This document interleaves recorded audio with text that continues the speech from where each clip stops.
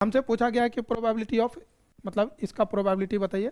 Probability of हमसे पूछा गया E I when A has already occurred. तो भाई हम लोग कंडीशनल प्रोबेबिलिटी जानते हैं, यूजिंग कंडीशनल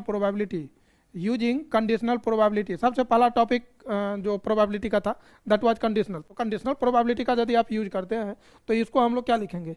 क्या हम ऐसा नहीं लिख सकते हैं कि प्रोबेबिलिटी ऑफ ये दोनों का intersection, probability of E I, यहाँ पर हम लिखेंगे probability of E I intersection A upon probability of A, और पी ये ई आई इंटरसेक्शन ए। अब यदि हम मल्टीप्लिकेशन थ्योरम लगाएंगे तो मल्टीप्लिकेशन थ्योरम आप जानते हैं। मल्टीप्लिकेशन थ्योरम क्या था? मल्टीप्लिकेशन थ्योरम था probability of A intersection B.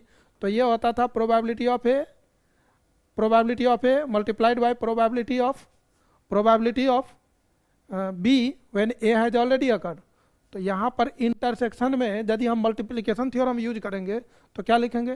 Probability of E आई लिखा मल्टीप्लाइड बाय ए का कंडीशनल, तो probability of A when E I has already occurred, और डिवाइड कर देंगे किससे?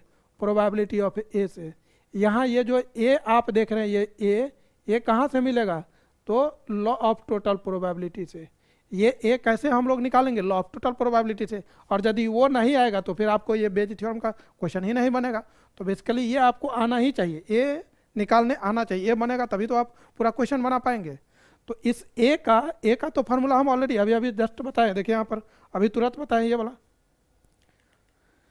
ए का निकालने का फार्मूला, ये तो ऑलरेडी और इससे पहले वाले लेक्चर में भी मैंने बताया है। तो ए का यदि आपसे फार्मूला देखा जाए तो यहाँ पर हम क्या लिख देंगे? या तो ऐसे ही रख दीजिए, या नहीं तो आपको लिखना है थोड़ा मतलब दिखने में बड़ा लगे तो आप लिख सकते हैं कि देखिए probability of E I multiplied by probability of A when E I has already occurred.